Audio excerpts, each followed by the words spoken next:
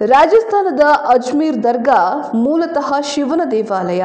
ಹಿಂದೂ ದೇವಾಲಯದ ಮೇಲೆ ದರ್ಗಾ ನಿರ್ಮಿಸಲಾಗಿದೆ ಅಂತ ಹೇಳಲಾದ ಅರ್ಜಿಯನ್ನ ಅಜ್ಮೀರ್ ನ್ಯಾಯಾಲಯ ಪುರಸ್ಕರಿಸಿದ ಬೆನ್ನಲ್ಲೇ ಇದೀಗ ಆಲ್ ಇಂಡಿಯಾ ಮಜ್ಲಿಸ್ ಎ ಇತ್ತೆಹಾದುಲ್ ಮುಸ್ಲಿಮೀನ್ ಅಂದರೆ AIMIMನ ಮುಖ್ಯಸ್ಥರಾದ ಅಸಾದುದ್ದೀನ್ ಓವೈಸಿರವರು ಪ್ರತಿಕ್ರಿಯೆ ಕೊಟ್ಟಿದ್ದಾರೆ. ಮೋದಿ ಸರ್ಕಾರದ ವಿರುದ್ಧ ಕಿಡಿಕಾರಿದ್ದಾರೆ. ಅಜ್ಮೀರ್ ಶರೀಫ್ ದರ್ಗಾದೊಳಗೆ ಶಿವಮಂದಿರವಿದೆ ಎಂಬ ಮೊಕದ್ದಮೆಯ ಕುರಿತು ಪ್ರತಿಕ್ರಿಯಿಸಿದ AIMIMನ ಸಂಸದ ಅಸಾದುದ್ದೀನ್ ಓವೈಸಿರವರು, ದರ್ಗಾ ಕಳೆದ 800 ವರ್ಷಗಳಿಂದ ಅಲ್ಲಿಯೇ ಇದೆ. ನೆಹರು ಅವರಿಂದ ಇಲ್ಲಿಯವರೆಗೂ ಎಲ್ಲ ಪ್ರಧಾನಿಗಳು ಕೂಡ ದರ್ಗಾಗೆ ಚಾದರ್ಗಳನ್ನು ಕಳುಹಿಸ್ತಾ ಇದ್ದಾರೆ. ಪ್ರಧಾನಿ ಮೋದಿಯವರು ಕೂಡ ಚಾದರ್ ಕಳಿಸಿದ್ದಾರೆ. ಮಸೀದಿ ಮತ್ತು ದರ್ಗಾಗಳ ಬಗ್ಗೆ BJP RSS ಈ ರೀತಿ ಯಾಕೆ ದ್ವೇಷವನ್ನು ಹರಡುತ್ತಿದೆ? ಕೆಳಗಿನ ನ್ಯಾಯಾಲಯಗಳು ಪೂಜಾ ಸ್ಥಳದ ಕಾನೂನನ್ನು ಏಕೆ ಹೇಳುತ್ತಿವೆ? ಈ ದೇಶದಲ್ಲಿ ಕಾನೂನು ಸುವ್ಯವಸ್ಥೆ ಎಲ್ಲಿದೆ ಅಂತ ಪ್ರಶ್ನೆ ಮಾಡ್ತಾ ವಾಗ್ದಾಳಿ ನಡೆಸಿದ್ದಾರೆ.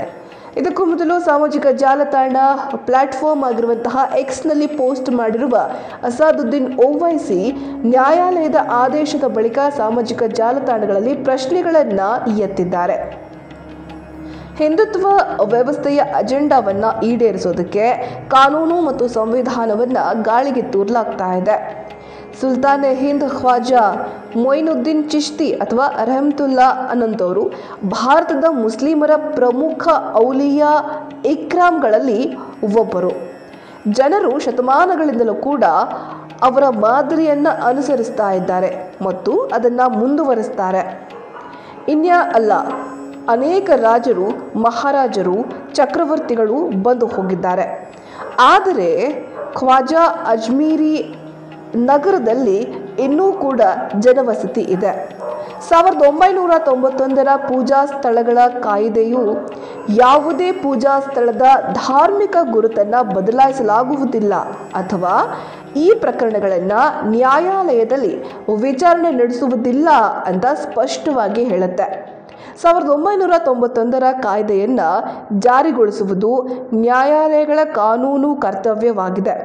ಹಿಂದುತ್ವ ಸಂಘಟನೆಗಳ ಅಜೆಂಡಾವನ್ನು ಈಡೇರಿಸೋದಕ್ಕೆ ಕಾನೂನು ಮತ್ತು ಸಂವಿಧಾನವನ್ನು ಗಾಳಿಗೆ ತೂರಿ ಪ್ರಧಾನಿ ನರೇಂದ್ರ ಮೋದಿಯವರು ಮೌನವಾಗಿದ್ದಾರೆ ಅಂತ ವಿಷಾದವನ್ನು ವ್ಯಕ್ತಪಡಿಸಿದ್ದಾರೆ.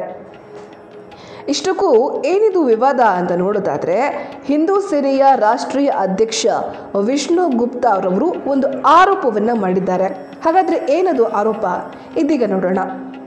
ದೆಹಲಿ ನಿವಾಸಿ ಹಿಂದೂ ಸೇನೆಯ ರಾಷ್ಟ್ರೀಯ ಅಧ್ಯಕ್ಷ ಫಿರ್ಯಾದಿ ವಿಷ್ಣು ಗುಪ್ತಾರವರು ವಿವಿಧ ಸಾಕ್ಷ್ಯಾಧಾರಗಳ ಆಧಾರದ ಮೇಲೆ ಅಜ್ಮೀರ್ ದರ್ಗಾದ ಸಂಕಷ್ಟ ಮೋಚನ್ ಮಹಾದೇವ ದೇವಸ್ಥಾನವಿದೆ ಅಂತ ಹಕ್ಕು ಮಂಡಿಸಿದ್ದಾರೆ.